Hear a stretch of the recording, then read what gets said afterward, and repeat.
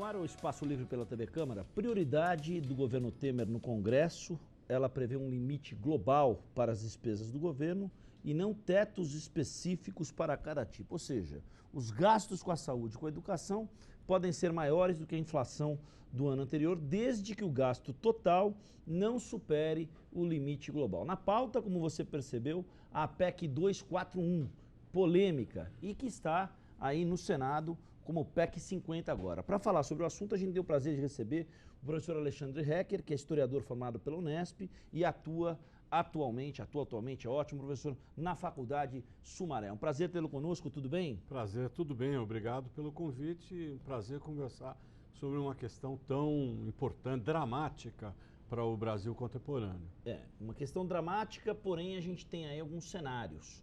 O escritor paquistanês Tariq Ali diz que a gente tem vivido um ciclo de extremo centro.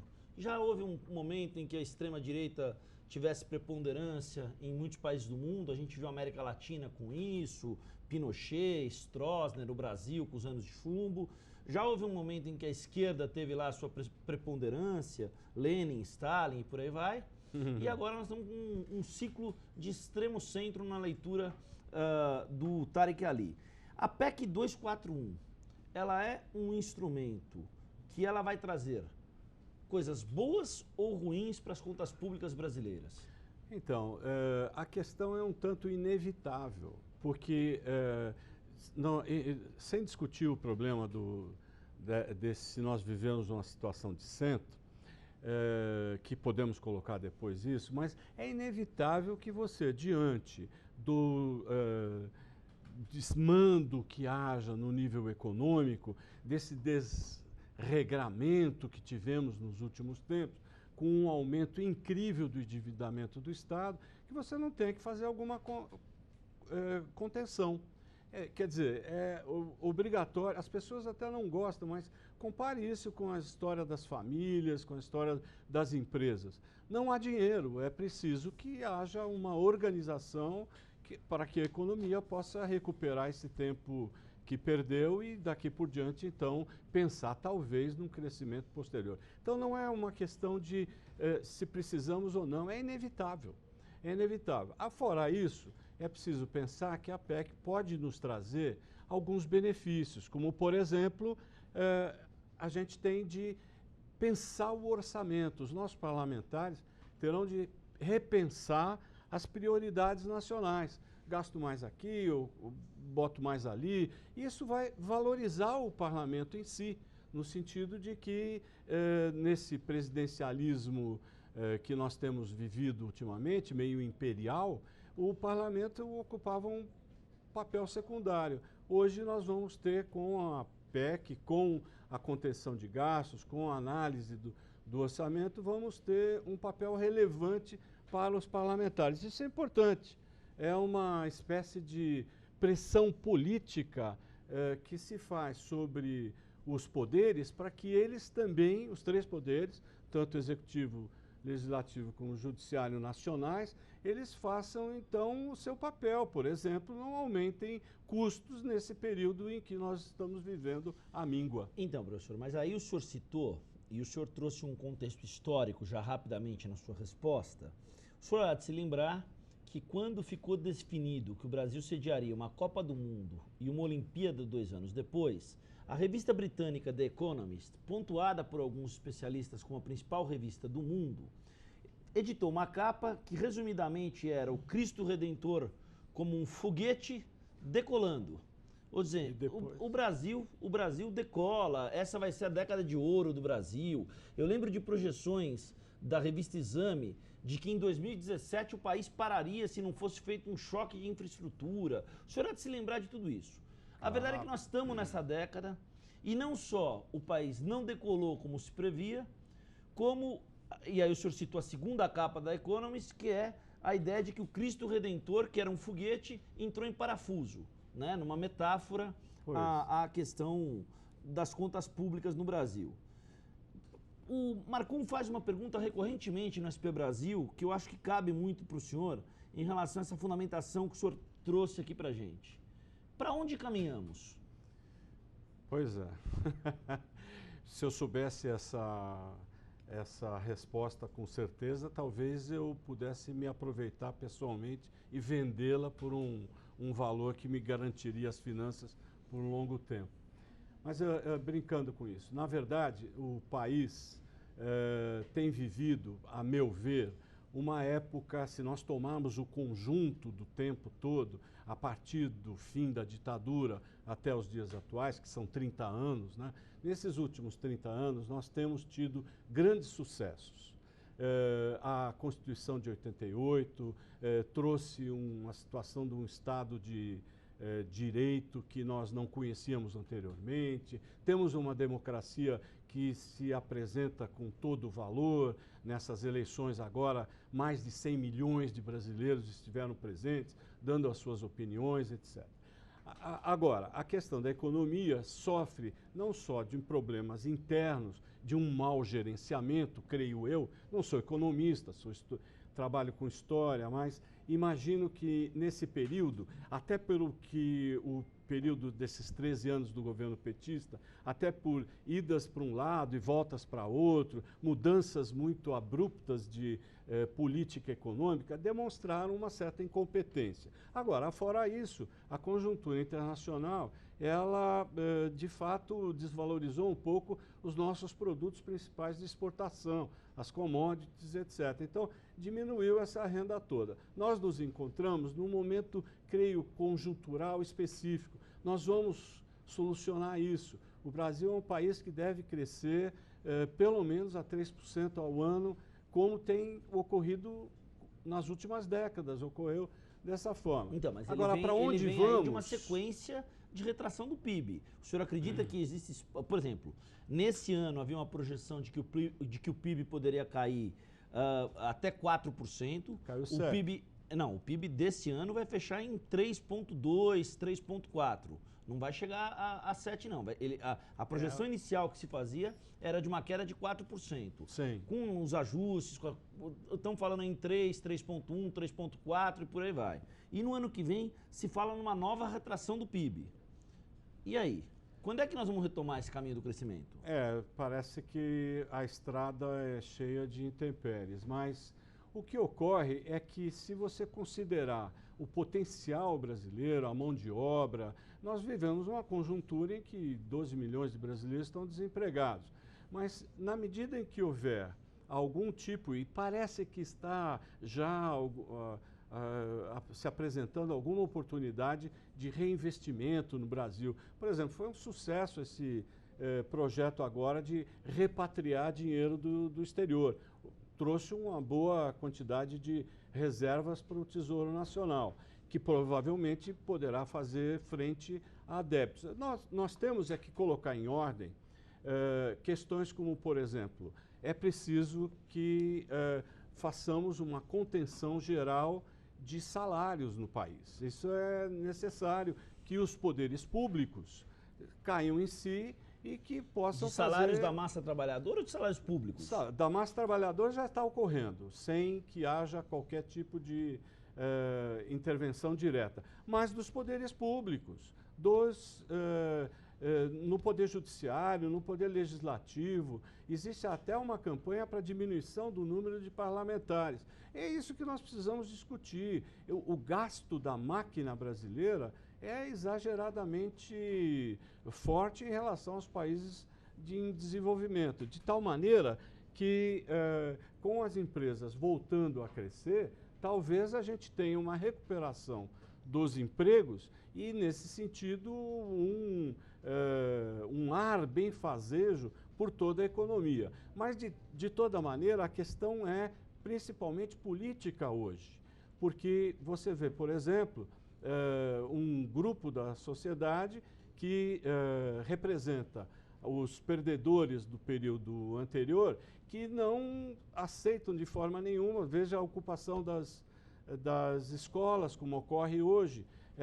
Esse movimento de oposição intransigente ao governo atual me parece algo absolutamente deslocado das necessidades que o país tem. Professor, mas vamos lá. Precisamos mais diálogo. Precisamos mais diálogo. A PEC 241, ela não deveria ter sido mais dialogada com a sociedade? Certamente, certamente houve Mas um aí já erro não é uma político. contradição, professor? Houve um erro político no lançamento disso através de justamente uma PEC. Tinha que ser algo mais conversado com o conjunto da sociedade. Mas, de toda maneira, a urgência é algo que preme, porque você não pode ter o pior governo, é um governo que não faça absolutamente nada. É um governo que não se manifeste, que deixe a crise campear solta. Nesse sentido, a gente tem, então, que justamente exigir que esta administração seja mais eficiente e que ela haja, mas que haja dentro do Estado Democrático de Direito. Há um grupo, professor, que diz mais ou menos o que o senhor está falando e que não vê a PEC com a gravidade político-ideológica que se atribui a ela e que advoga pelo seguinte prisma. O contingenciamento do orçamento público, em geral, esse contingenciamento ele não implica em contingenciar recursos específicos. O senhor acredita que é isso que vai acabar acontecendo? Veja, a PEC propõe um teto. Isso. Esse teto, inclusive, a grande discussão é se interferiria diretamente na saúde e na educação. E parece que certamente há exceção de que não se vai ferir se deixará a saúde e a educação um crescimento de gastos que não serve para a totalidade dos outros gastos. O que eu acredito é que aquilo que pensava anteriormente, que o Estado brasileiro vai repensar aonde colocar o seu dinheiro. Se for necessário, é possível que se tenha não um contingenciamento, mas uma relação mais solta entre esses valores que o Estado determina para cada uma das atividades. Nesse sentido, em algum momento é possível que tenha um gasto maior com saúde e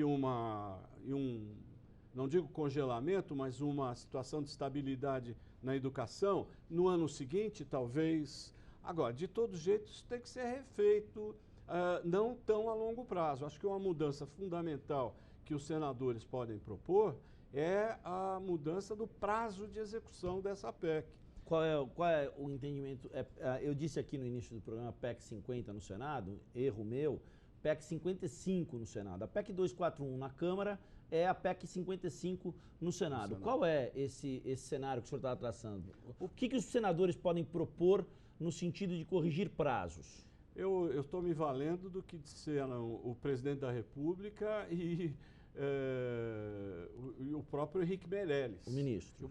Portanto, dois daqueles que têm exatamente as decisões nas suas mãos. O Temer falou em 4, 5 ou 6 anos, dependendo de como a economia vai reagir. O Henrique Meirelles falou no mínimo em 10 anos para isto. Evidentemente, essas coisas terão de ser discutidas e eu acredito que, se não na totalidade, em partes. Por que, por exemplo, não fazer tetos específicos para áreas específicas? Essa é uma questão que pode ser repensada. Então, o senhor é historiador, professor? Eu não sou economista. Né, o senhor não é economista, mas uma questão que sensibiliza o debate econômico e que acaba por norteá-lo de forma recorrente é a ideia de que as classes que são menos favorecidas são justamente as que mais dependem dos serviços do Estado e mais precisam sentir o Estado. Ou seja, num processo de universalização de direitos, num processo de justiça social, num processo de melhoria de renda, a gente tem aí uma construção coletiva a ser feita pelo país voltada para que as classes menos abastadas sintam mais a presença do Estado. A PEC não compromete isso? Ao contrário. Vamos colocar as coisas nos seus devidos lugares. A grande maioria dos trabalhadores brasileiros, aqueles que têm carteira assinada ou que trabalham de maneira diretamente ligada à iniciativa privada, a grande maioria desses trabalhadores depende do seu salário, não depende do governo. Não é a economia do Estado. Claro que a política de serviços públicos abertos a todos. Por exemplo, é preciso ter saúde, é preciso ter educação, é preciso ter saneamento básico, é preciso ter estrada, etc. Onde o Estado funciona e tem que funcionar, necessariamente nesse caso, transporte nas grandes cidades, etc. Mas o que faz a renda ser distribuída é o crescimento econômico e é justamente a existência das empresas que independem do que o Estado faz. Bolsa Família é interessantíssimo, é fundamental, é um projeto que tem sido aperfeiçoado ao longo do tempo. Parabéns, isso foi muito bom que ocorra e não deve nunca ser eliminado, ao contrário, intensificado. Mas ele representa do PIB brasileiro 0,4%, 5%, nem saberia dizer exatamente quanto, mas qualquer coisa assim, é um valor irrisório dessa distribuição que se faz em termos de garantias sociais para aqueles mais frágeis da população. O que dá condição ao brasileiro de receber uma renda melhor e de conhecer uma distribuição melhor de renda é o emprego na iniciativa privada. Esse é o grande problema. Por isso a economia tem que crescer. Ou seja, como historiador, o senhor diz que é o crescimento do emprego e a recuperação econômica que vai ser o eixo norteador da conta pública. Sem dúvida, sem dúvida. Não há por que nós pensarmos nos dias contemporâneos em eliminar o projeto capitalista de relações com as empresas. Não mas ele tem dado mostras sucessivas de esgotamento ou de descontentamento. Haja vista, professor, a crise do mercado subprime das hipotecas nos Estados Unidos em 2008 e o Reino Unido negociando o Brexit. Claro, sem dúvida. É preciso que você interponha a saga capitalista de lucro, interponha o Estado e que ele determine regras que possam fazer com que toda a sociedade se aproveite, se locuplete desta sanha criadora e, ao mesmo tempo, produtora. Se deixar...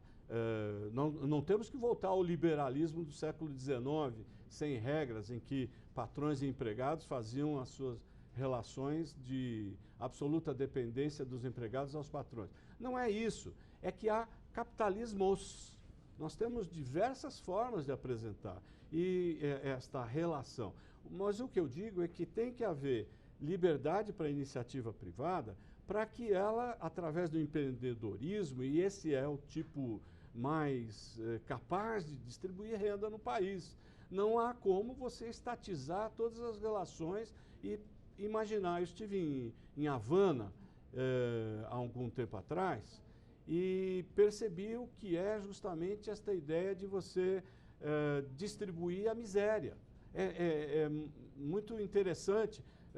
Médicos ou professores universitários ganham a mesma coisa do que os coletores de lixo em Havana. É o mesmo salário, só que todos são salário de miséria.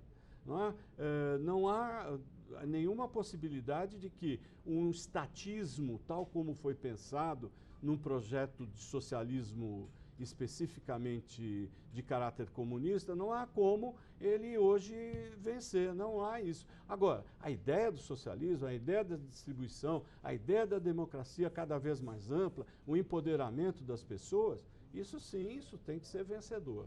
Nós estamos conversando com o professor Alexandre Hecker, historiador da Unesp, da Faculdade Sumaré, onde ele leciona, tentando entender melhor a PEC 241, tem traçado um cenário de que a PEC 241 por si só é um instrumento para ajuste das contas públicas e não o fim dos tempos, mas a projeção dela sobre o salário mínimo e nas contas da Previdência, é possível estimar, dimensionar?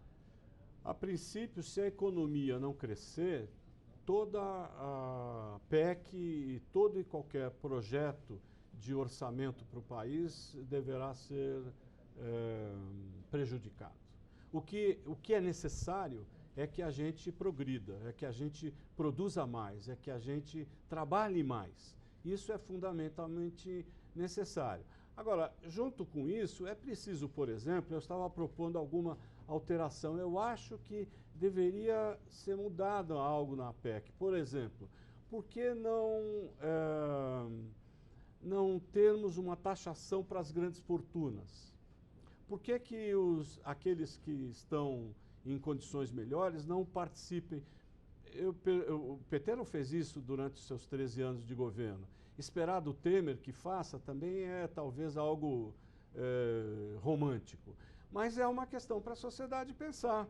Nós temos que ter alterações na PEC que permitam distribuir de forma mais equitativa os prejuízos iniciais de uma economia que andou resvalando, indo para trás. Professor, mas essa questão do salário mínimo, correm visões segundo as quais o salário mínimo pode sofrer reajustes que não sejam reajustes na dimensão que ele vem tendo. E aí?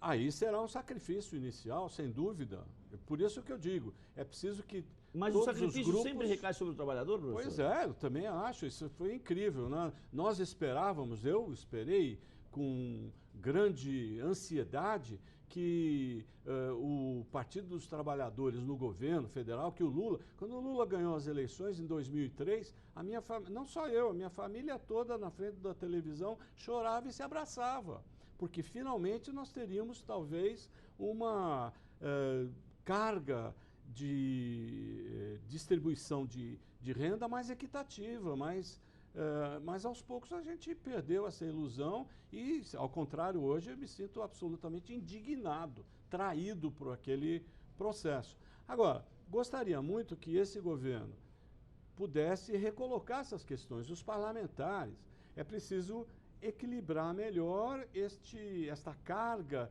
de sacrifício que nós temos que ter para sair desse período de má economia. Tá. E os gastos públicos? Agora, como fazer isso? O eixo dessa questão, professor, o argumento que o senhor usa, que é um argumento linear a alguns dos economistas e dos historiadores, que muitas vezes aparecem aí na grande mídia, sim, é a ideia de que é preciso fazer sacrifícios. Agora, essa coisa de é preciso fazer sacrifícios, não é preciso que esses sacrifícios sejam feitos de parte a parte? Ou seja, com o governo também dando exemplo? É claro, fundamental. Senão não vai levar quase a nada.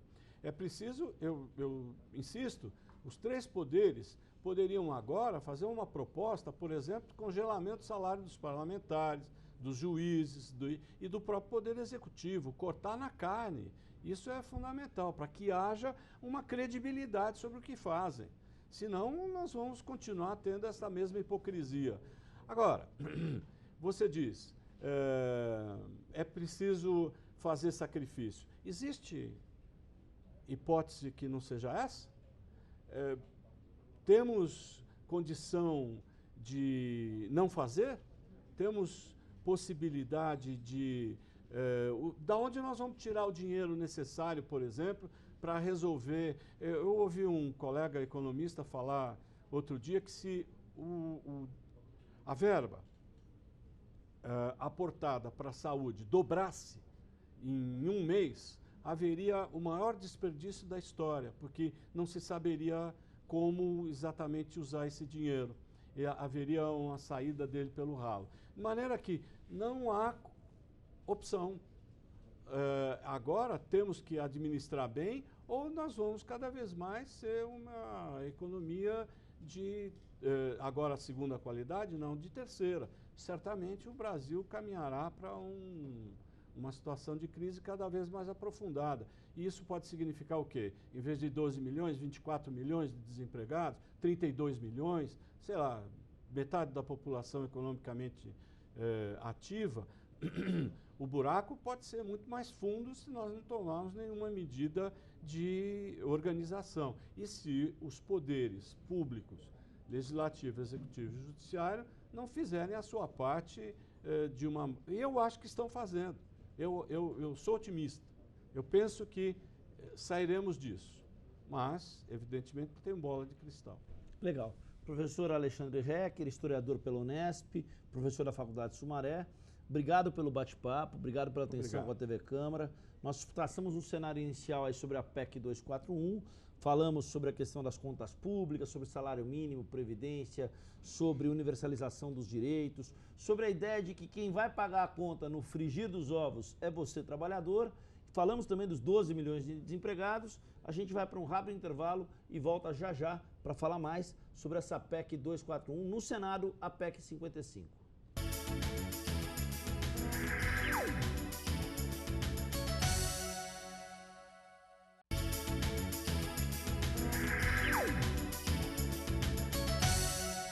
Voltamos com o Espaço Livre, a gente está falando sobre a PEC 241, a PEC na Câmara dos Deputados, PEC 55 no Senado, redução de gastos para a educação, para a saúde. Agora a gente vai trazer uma visão do professor da Fundação Escola de Sociologia e Política de São Paulo, o professor Leonardo Ostronov.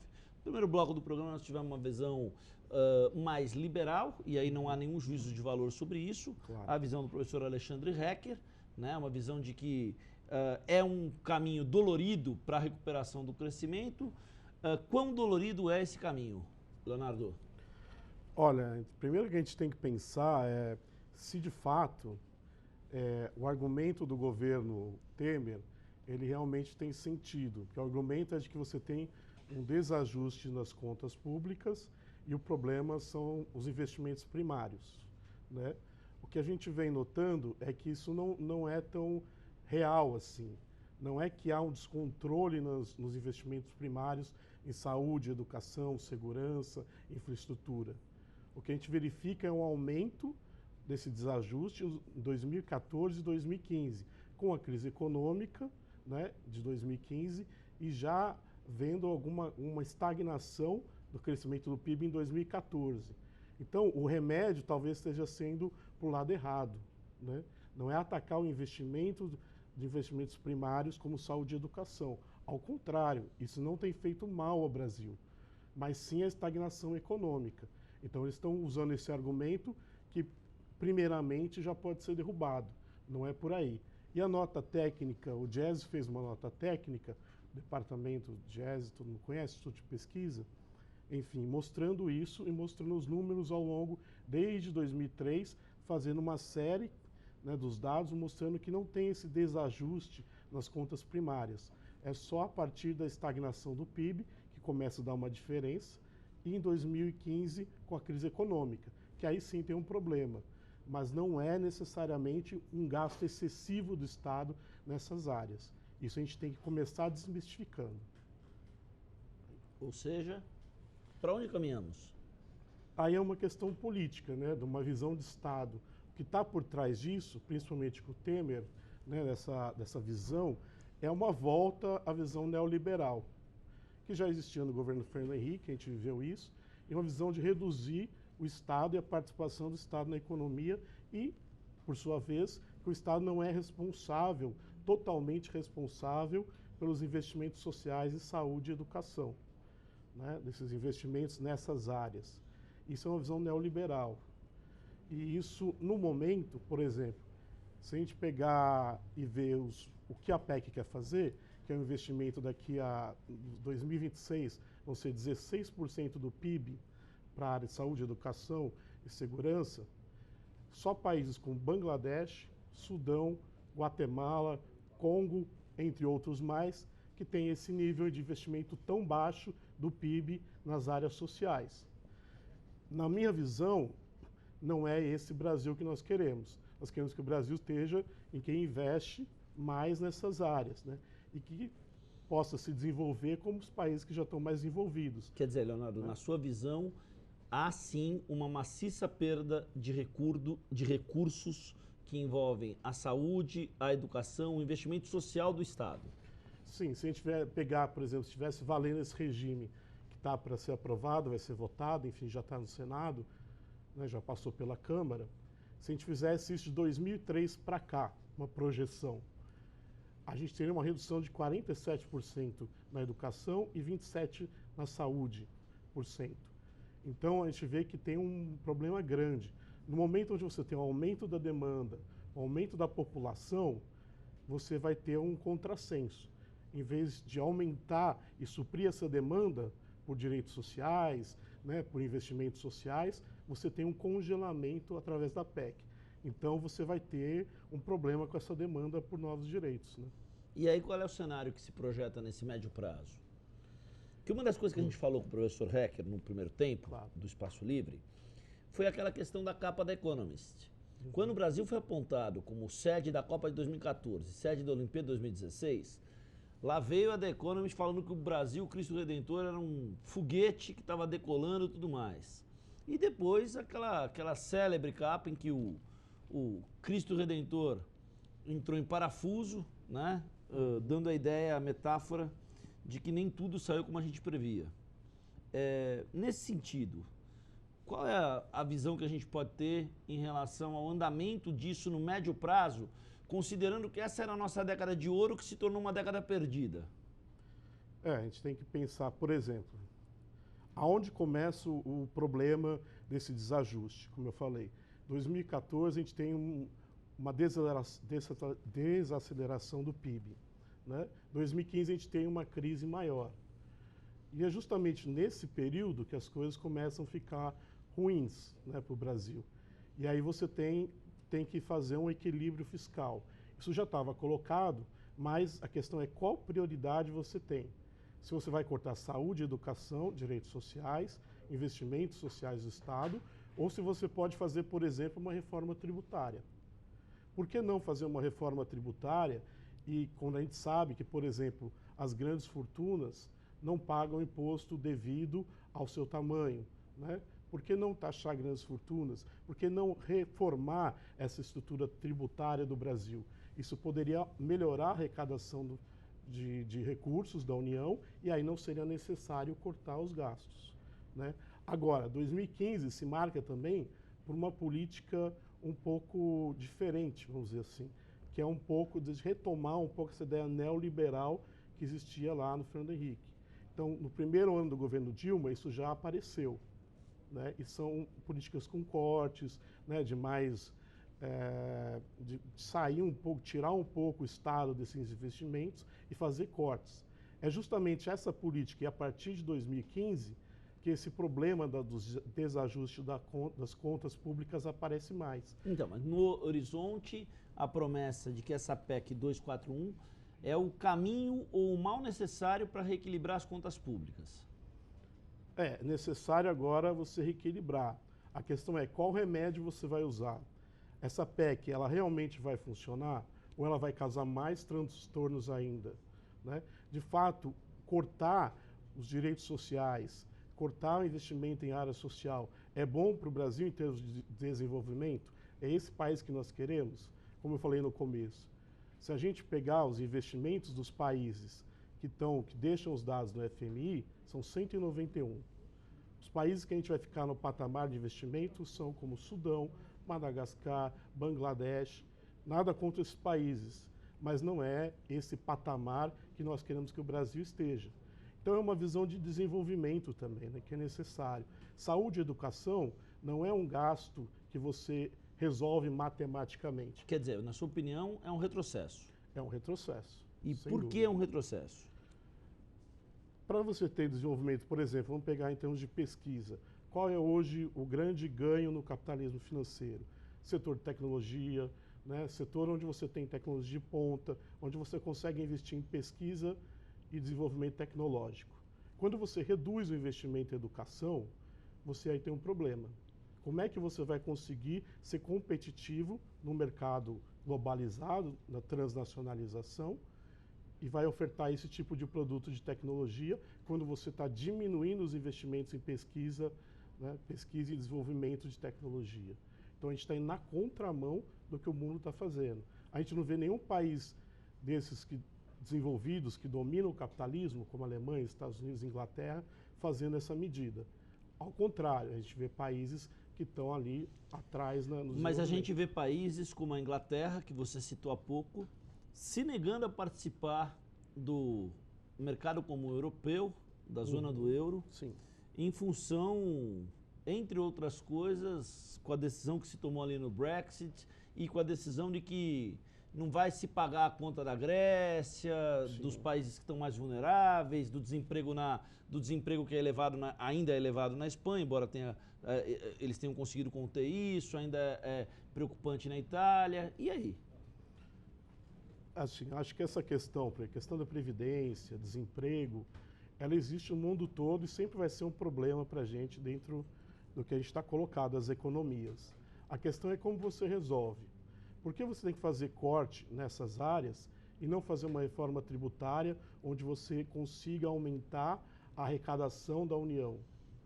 Então, talvez o problema não seja você cortar, né, não seja nos gastos primários, mas seja você conseguir fazer uma reforma onde você aumenta o volume de capital que você tem. Aí você não precisa tirar da saúde, educação, segurança, que inclusive são bens garantidos pela Constituição. Se a gente ficar 20 anos com patamares congelados, como a PEC está propondo, o que pode acontecer é que nem a garantia básica de saúde, educação e segurança, que são valores e são colocados pela Constituição Federal, a nossa Constituição, vão ser garantidos. Então a gente está andando um problema grande aí. As políticas sociais como um todo retrocedem também. Com certeza, isso não há dúvida, né? Dessa forma de você deixar 20 anos congelado os investimentos nessas áreas, vai ter uma defasagem, até porque a demanda tende a aumentar. E aí entra uma velha questão. Leonardo Ostronoff, professor da Fundação Escola de Sociologia e Política de São Paulo, que está batendo um papo conosco, aí entra uma velha questão, quer dizer, o Estado como instituição não tem que ser mais próximo daqueles que mais precisam desse Estado? Na visão, vamos dizer assim, numa visão não neoliberal, sim. A questão é qual visão está por trás desse mecanismo. Aí é uma ideia do Estado mínimo, a redução do Estado, e que o mercado vai garantir esses serviços, né? Você aí tem o Estado garantindo a saúde e a educação, mas só uma parte, e deixa isso para o mercado garantir. A gente sabe que isso não funciona assim. Então, há uma outra visão, há um outro lado, e eu defendo essa visão, de que o Estado sim tem que investir, tem que garantir. Isso também está na Constituição. Agora, quando você congela por 20 anos não é pouca coisa, 20 anos é muita coisa. Imagina daqui a 20 anos você está gastando a mesma coisa. A demanda vai aumentando, né? Vai aumentando a população. Então você vai diminuindo cada vez mais. Imagine que patamares de educação ou patamares de competitividade, de pesquisa, tecnologia, a gente vai estar daqui a 20 anos. A gente tem que olhar para a melhoria desses setores, não ao contrário, né? E aí mesmo ao contrário do professor Hecker, no primeiro tempo, você tem um discurso mais pessimista em relação a isso. Você acha que os efeitos podem ser críticos a ponto de fazer o Brasil perder o trem da história nesse início de século? Vamos pensar, por exemplo, na política de valorização do salário mínimo. A gente tinha nos últimos anos, né, até 2019, uma política que valoriza o salário mínimo. Isso tem tido impacto no aumento do ganho de toda a população. Salário mínimo, base de todo o salário dos trabalhadores. Nós estamos falando em ganho real de salário, ou seja, de aumento de poder aquisitivo. Agora, quando você faz uma medida assim, você vai afetar a política de valorização do salário mínimo. Diretamente, você quebra essa política. Então, o salário mínimo não vai ser tão valorizado ou começa a ficar em retrocesso essa política. Isso tem um impacto no consumo e no salário de todos os trabalhadores. Isso, para o aquecimento da economia, para um desenvolvimento, me parece andar muito para trás. Não é por aí, né? E nos últimos anos a gente viu que isso foi uma boa coisa. O salário mínimo ser valorizado não é bom só para o trabalhador, é bom para o trabalhador, mas é bom para o comércio, é bom para a indústria, é bom para quem produz. Portanto, é bom para o país, né? E aí, o que acontece se a PEC for aprovada e o teto de gastos não for cumprido? Bom, a gente tem que ter essa questão, assim, será que o problema está nos gastos? Será que o problema está justamente nos investimentos sociais? Esse estudo do Diese mostra que não. Mostra que estava nessa estagnação do PIB que aconteceu e nas medidas que foram tomadas em 2015, que já eram medidas de corte de gastos em áreas sociais, já tinha um pouco isso. Isso não deu certo, isso só tornou a crise pior. O que a gente pode ter é uma redução, né, social, que tem um problema para o país, um prejuízo em desenvolvimento humano, né, desenvolvimento sustentável, e também não solucionar a crise, porque o problema não está aí.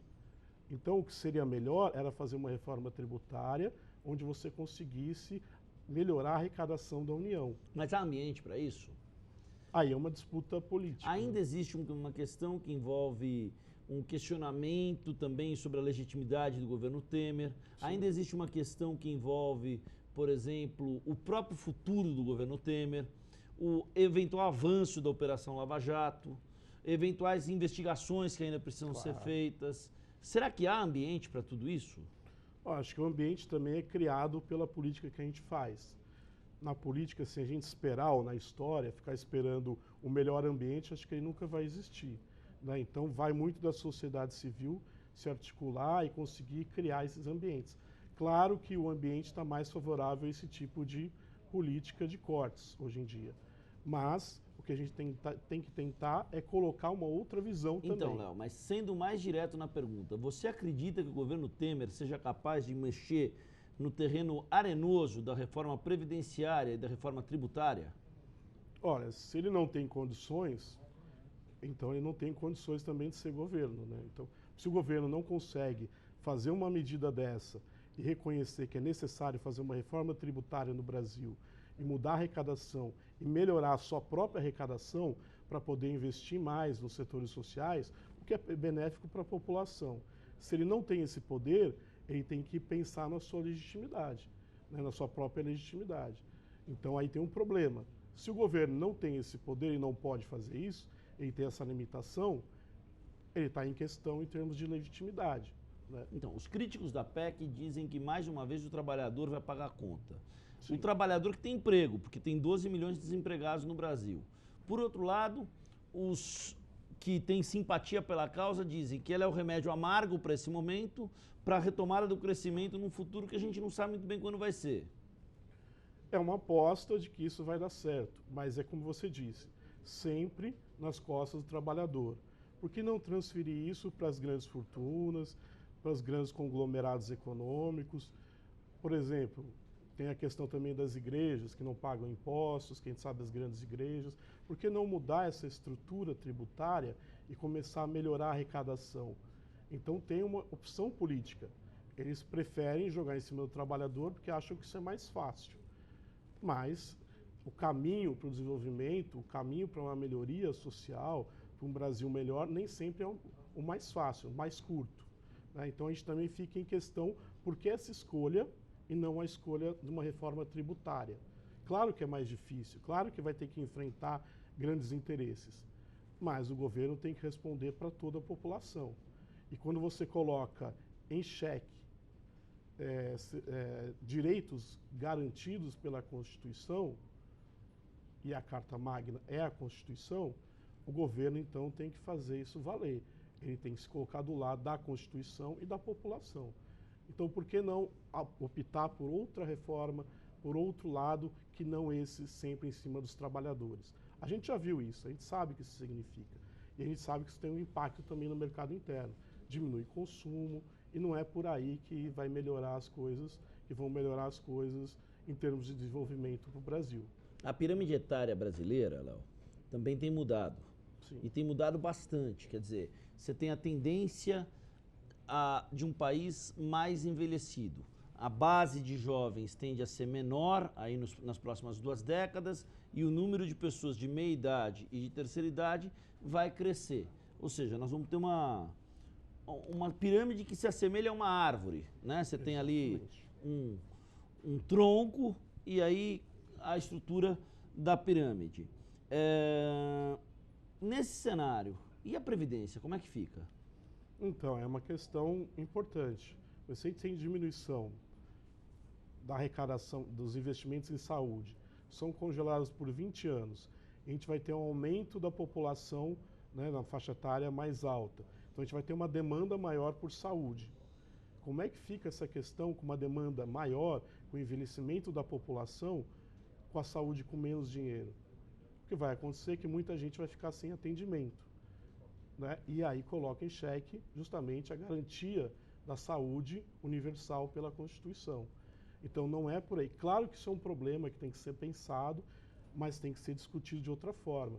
Não é impor uma reforma dessa e cortando só numa área, identificando só nas áreas sociais o problema.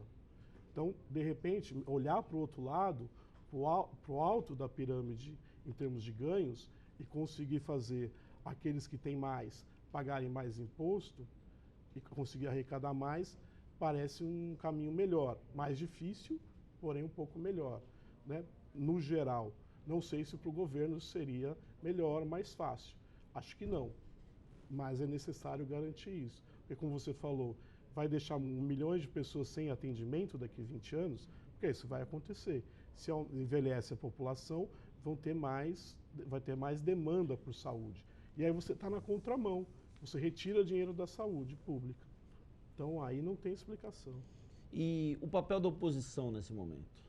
Nessa discussão e no monitoramento do andamento dessa PEC? A oposição pode se aglutinar e fazer como está tentando, lutar com as armas que tem. Agora, também a gente tem que entender que a gente está num momento difícil, né, onde teve uma troca de governo, né, um impeachment, na minha visão, um golpe, mas aí não vamos entrar nisso agora. Mas a oposição era a situação há pouco tempo. Então também tem um desgaste. Mas acho que tem que se tentar lutar, fazer articulações com a sociedade civil, porque não é só a oposição que vai ser prejudicada, é isso que a gente tem que lembrar. É todo trabalhador. Você vai afetar o poder aquisitivo, o ganho real, você vai afetar o salário mínimo, você vai afetar a saúde, a educação. Então, isso envolve toda a população brasileira, não é só do setor da oposição.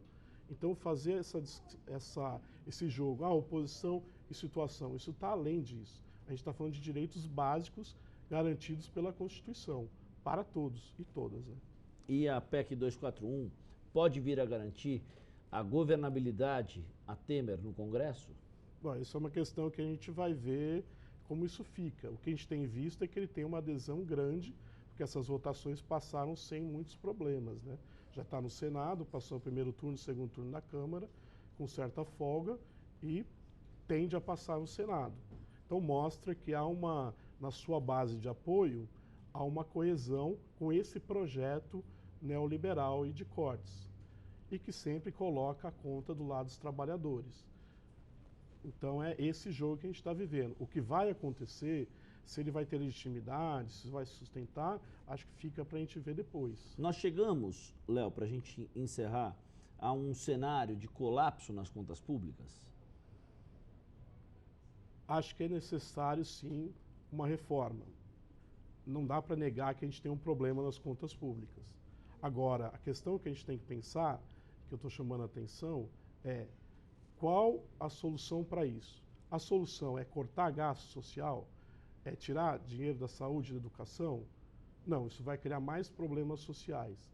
Então, a solução que me parece melhor é você mudar o sistema tributário, que não é algo tão difícil. O que você acha que poderia ser feito no curto prazo no sistema tributário que contribuísse com essa questão? Porque um eixo da discussão, e aí na visão dos liberais, Léo, é justamente essa questão de que o Estado não pode continuar tendo um ritmo de crescimento dos gastos maior do que o ritmo de crescimento do próprio PIB, porque o volume do gasto público se torna preponderantemente maior do que a fração correspondente ao crescimento da economia. Então, mas aí tem outra questão, é como eu falei no começo. Não se trata desse problema estar só nos investimentos primários. E eles identificam nos investimentos primários o problema. O problema vem de 2014, com a estagnação do PIB, e 2015 com a crise econômica. E com as medidas que são justamente nessa linha de cortes. Então essas medidas também agravaram a crise. Essas medidas de corte, de ajustes, acabaram também trazendo, não solucionaram, né? Só aumentaram a crise. Então talvez essas medidas, nessa mesma linha, causem mais problemas. Agora, será que o Estado não pode aumentar a sua arrecadação? Não é um caminho mais interessante? Né? O investimento em educação também não cria desenvolvimento, também não cria ganho. Por exemplo, o investimento em pesquisa, em tecnologia, não faz o Brasil passar a outro patamar? Também tem isso. Então, se a gente pensar daqui a 20 anos, como o Brasil vai estar em termos de competitividade no mercado mundial, em termos de tecnologia e pesquisa? Vai estar muito atrás. Isso é uma perda grande. Então, talvez, para a própria competitividade dentro do capitalismo, dentro do mercado, né, global, o investimento em pesquisa e educação seja necessário para colocar na tecnologia de ponta, porque é isso que faz você acumular dinheiro nos capitais do mundo hoje. São as grandes tecnologias. Né? Em síntese, Léo, o momento é de cautela e de preocupação, como você demonstra ao longo da entrevista? Eu acho que o momento é de diálogo. Diálogo em todos os setores da sociedade. Não se pode impor uma reforma e se identificar só como um lado o problema. É necessário dialogar. E o que a gente tem visto é que as medidas têm vindo sempre de uma forma autoritária. Eu acho que não é assim que se constrói uma democracia sadia, participativa. Você tem que conseguir trazer os setores, os diferentes setores da sociedade, com todas as divergências que eles têm, e tem mesmo, é assim, é natural que tenha, e é bom que tenha, mas conseguir dialogar. O que o governo tem feito em todas as áreas e todas as últimas medidas, seja na reforma da educação, seja agora com a PEC, é sempre impor uma visão e uma política de um lado só, que agrada só um setor da sociedade. E isso me parece um pouco ruim. Parece um pouco, não, é bastante ruim, porque você está governando para todo mundo. Então você tem que chamar o diálogo. Você tem um momento de crise? Temos um momento de crise, não podemos negar. Mas para isso, você tem que chamar todo mundo para ver quais são as melhores soluções. Quer dizer, aquele cenário que eu falei para você de precaução, cautela e preocupação, não é só isso. Tem também a necessidade de um diálogo que o próprio ambiente político vai dizer se há como conduzi-lo ou não. O governo tem essa tarefa, vamos dizer assim. O governo ele não é um partido, ele não é um segmento só da sociedade. Ele representa a todos, ele é o Estado. Então ele tem a tarefa de suprir as necessidades e os anseios de todos. Né? A partir disso, ele não pode simplesmente querer impor uma visão única de um lado só da sociedade e colocar o problema como se fosse o outro lado, os trabalhadores. Não, ele tem que criar mecanismos onde haja uma boa discussão, com muito diálogo e se procure alternativas. Há um problema? Vamos dialogar para ver como a gente constrói isso. Não impor uma solução mágica que dura 20 anos e congela os investimentos sociais, que aí as coisas podem piorar. Legal. Leonardo Ostronoff, professor da Fundação Escola de Sociologia e Política de São Paulo. Agradeço mais uma vez pelo bate-papo, pela explicação. Valeu pela atenção. O Espaço Livre de hoje fica por aqui. A gente espera ter contribuído com duas visões bem diferentes. A visão do professor Hecker com uma diretriz, com um eixo mais liberal. A visão do professor Leonardo com um eixo mais voltado para as contas no ajuste das questões sociais. E a gente espera ter contribuído para que você também fixe posição em relação a essa PEC 55 no Senado, a PEC 241 na Câmara dos Deputados. TV Câmara São Paulo, informação para a cidadania.